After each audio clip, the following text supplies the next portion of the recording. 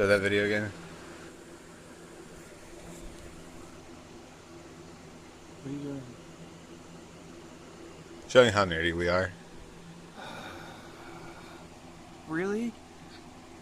Super nerds. I guess this is the second one. This is the newer one. For radiation. It's not really even a good video. It's really just like a flash cartoon. Yeah. I thought it was gonna be somebody talking about it. Yeah, I was expecting there to be sound. Spaghetti So that's the position. original black hole theory. That's what we used to think about it. This is a more modern one, which I agree with as well. Is the radiation destroys you because there's so much energy and particles flying at such speeds that they'll go through whatever other bodies of matter are going through it. But So all these collisions are going to occur near the event horizon anyways. But Hawking's theory, including radiation, because black holes actually give off a lot of radiation.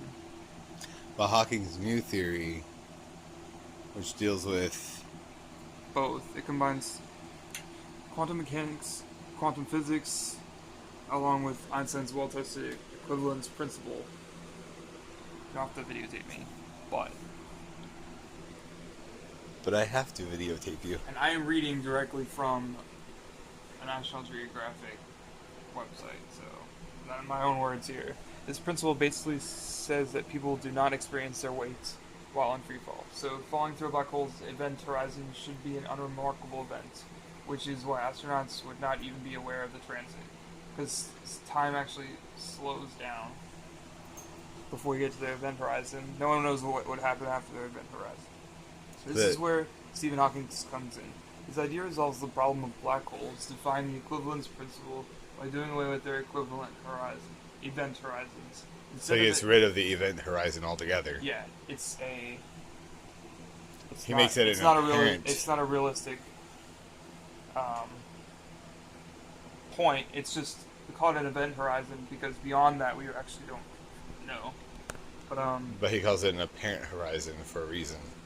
Another problem is we can't actually directly look at a black hole. We only see how it interacts with other objects of matter and light. It might actually reflect some light, so we don't know for sure.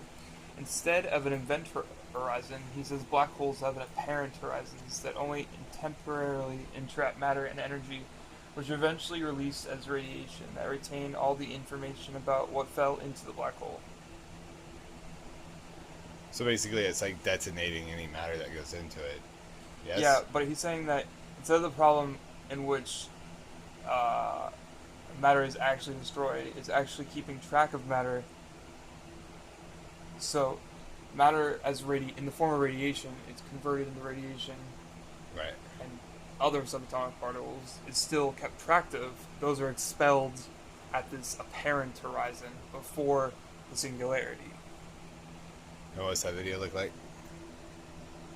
It's just it's not even... It's a flash video. Explaining it. He goes in, and then it expels the radiation. Hawking's radiation. Right. And then question mark comes out. This isn't like a new theory. It's like an added idea to how we understand a current theory about black holes. It of course needs to be tested before we can approve of it as a realistic theory. But, right, because it's a theoretical physics proposal. Yeah, it's basically a proposal. It's something that can be tested, we just can't test it currently. Speaking of black holes, a really cool thing we're doing right now is we're linking up a bunch of a bunch of telescopes all together, and basically making a giant ocular lens with the combined technology of all telescopes. It's not going to be a visual, I can look through one and see through all of them at the same time. It's going to be like computerized measurements, but linking up all or a lot of on the Earth telescopes, and that might actually get us a chance to look at refraction or reflection of a black hole. So you can't actually look at a black hole because, of course, the theory is that it traps light and nothing can escape it. But I mean, who knows? Maybe things do escape it because we know that some black holes that are huge, supermassive black holes that are not stable create quasars, and they expel extreme amounts of energy. They're probably the most potent, highly concentrated amount of energy and light in an instance that we can find in our universe. At least since, like, in today's universe, maybe at near the beginning of the universe, there might have been more, or somewhat of a greater event, but quasars are pretty intense. You should look them up. Google that shit.